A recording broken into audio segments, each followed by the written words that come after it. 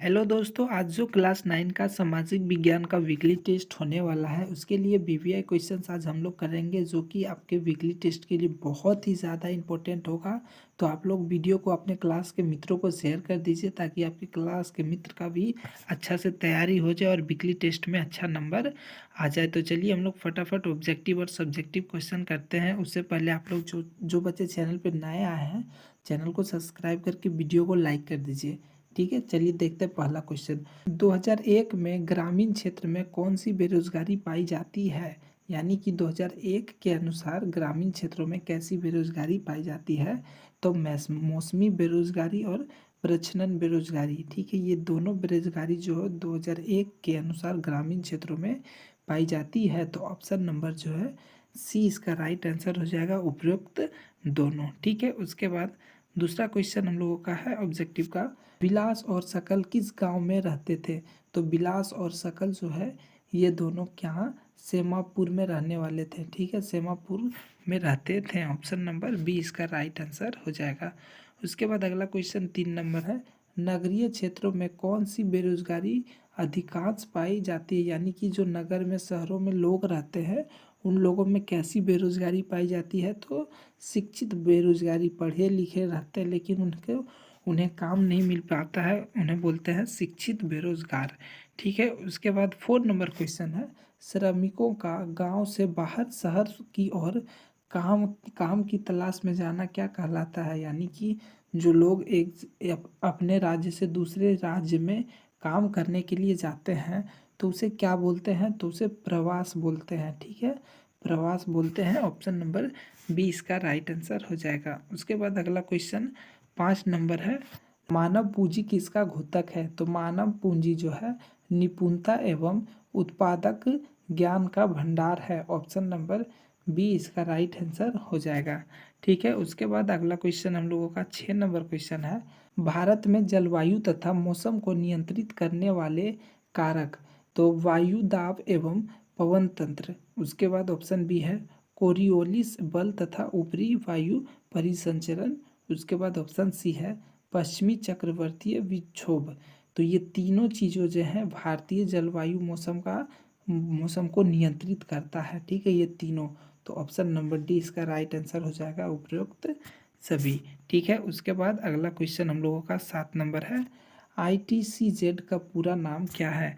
तो ITCZ जो है इसका पूरा नाम है अतः उष्णकटिबंधीय अभिसरण क्षेत्र। ठीक है, एकदम अच्छा से याद कर लीजिए। ये सब क्वेश्चंस आपके वीकली टेस्ट और बोर्ड एग्जाम दोनों के लिए बहुत ही ज़्यादा इंपॉर्टेंट है बच्चों। ठीक है, उसके बाद 8 नंबर क्वेश्चन है।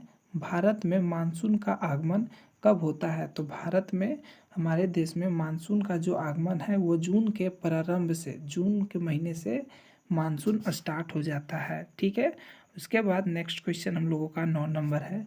चॉकलेट में इस्तेमाल होने वाला तेल किस पौधे के बीज से निकलता है? तो चॉकलेट में जो तेल इस्तेमाल होता है वो साल के पेड़ से, साल के पेड़ का जो बीज होता है उससे उसका तेल निकलता है जो कि चॉकलेट में यूज़ होता है। ठीक है, साल का। ऑप्शन नंबर ए हो जाएगा। उसके बाद अगला क्वेश्चन हम लोगों का 10 नंबर है।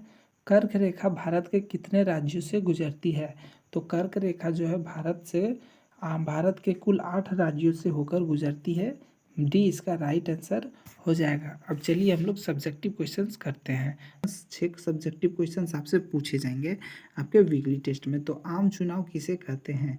तो भारत के लोकसभा, ठीक है, लोकसभा और विधानसभा के चुनाव हर 5 वर्ष के बाद होते हैं। ठीक है, ये आप लोग याद कर लीजिएगा। लोकसभा और विधानसभा का जो चुनाव है वो 5 वर्ष के बाद होते हैं। इसे ही आम चुनाव कहा जाता है। ठीक है, आम चुनाव का मतलब यही होता है। उसके बाद 2 नंबर का दूसरा क्वेश्चन है। भारत की जलवायु को मानसूनी जलवायु क्यों कहा जाता है? तो भारत में अरब सागर एवं बंगाल की खाड़ी से चलने वाली हवाओं की दिशा में ऋतुवत परिवर्तन होता है। ऋतुवत परिवर्तन होता है, ये मेन पॉइंट है। इसी संदर्भ में भारतीय जलवायु को मानसूनी जलवायु कहा जाता है। तो क्यों कहा जाता है? क्योंकि ये ऋतुवत परिवर्तन होता है, इसीलिए। उसके बाद अगला क्वेश्चन 3 नंबर का 2 क्वेश्चन आपसे पूछे जाएंगे। वनग्राम किसे कहा गया है?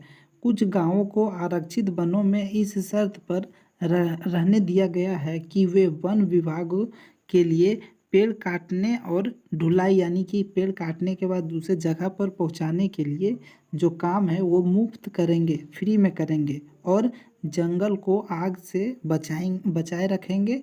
बाद में इन्हीं गांवों को वन ग्राम कहा गया है। ठीक है, यानी कि वन में जो लोग रहते हैं, वन के निकट जो लोग रहते हैं, उन्हें एक शर्त रखा जाता है कि वन विभाग के लिए जो भी काम होगा वो फ्री में करेंगे।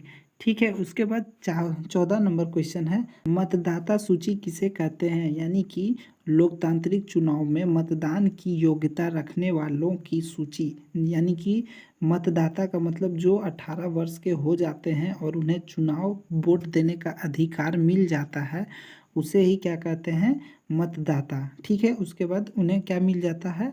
अधिकार मिल जाता है 18 वर्ष के बाद कि वो वोट दे सकते हैं। ठीक है, और उनका नाम तैयार कर लिया जाता है पहले, काफ़ी पहले तैयार कर ली जाती है। ठीक है, सूची तैयार कर ली जाती है कि किसे किसे वोट देना है, जिसे वोटर लिस्ट बोलते हैं। ठीक है, इसी सूची को मतदाता सूची कहते हैं। आम बोलचाल में इसे वोटर लिस्ट भी कहा जाता है। ठीक है, तो ये हो गया हम लोगों का 3 नंबर का क्वेश्चन। अब हम लोग 5 नंबर का क्वेश्चन करते हैं, जो कि है आचार संहिता के मुख्य प्रावधान क्या है? तो आचार संहिता जो है वो चुनाव से कुछ महीने या फिर कुछ दिन पहले लगा दिया जाता है। तो आचार संहिता के मुख्य प्रावधान निम्नलिखित हैं। तो क्या क्या है? चुनाव के प्रचार के लिए किसी धार्मिक स्थान का प्रयोग नहीं किया जाएगा। ठीक है, किसी भी धर्म का प्रयोग नहीं किया जाएगा चुनाव को लेकर।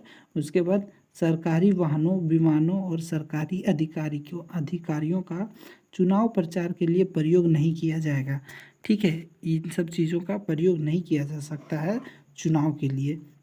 उसके बाद चुनाव की घोषणा के बाद सरकार द्वारा कोई भी नीति फैसला नहीं लिया जाएगा एवं कोई योजना का शिलान्यास नहीं किया जाएगा। तो ये था 15वां क्वेश्चन। उसके बाद 16वां क्वेश्चन है, युद्धों से जंगल कैसे प्रभावित होते हैं? यानी कि युद्ध होने पर पेड़ पौधे कैसे नष्ट होते हैं, जंगल कैसे प्रभावित होते हैं? तो जब द्वितीय विश्व युद्ध हुआ था, ठीक है, तो ब्रिटेन की युद्धकालीन ज़रूरतों को पूरा करने के लिए बड़े पैमाने पर पेड़ काटे गए थे। ठीक है, हथियार उथियार बनाने के लिए क्या होता है कि लकड़ी का यूज़ पड़ता है, तो बहुत पैमाने पर द्वितीय विश्व युद्ध में जब विश्व युद्ध हुआ था तब पेड़ पौधे काटे गए थे। इससे जंगलों को नुकसान हुआ था। जब जावा, ठीक है, जब जावा पर जापान का कब्जा हुआ, जावा जो है एक जगह है, वहाँ पर जापान ने कब्जा हुआ तो भागते हुए डच लोग, ठीक है, डच लोग जब भाग रहे थे वहाँ से, जावा से, तो बड़े पैमाने पर आरा मिलो का नाम है, और लकड़ियों के लट्ठों को आग लगा दी। ठीक है, डच लोग जो है जब भाग रहे थे, कहाँ से भाग रहे थे?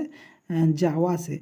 तब वो लोग क्या किए थे? ढेर सारे लकड़ियों को एकदम जला दिए थे। ठीक है, यदि जापानियों को वे लकड़ियाँ मिल जाती तो शायद वे कम पेड़ काटते हैं। ठीक है, उसके बाद इसके अलावा कुछ कुछ पेड़ बमबारी में भी तबाह हुए होंगे।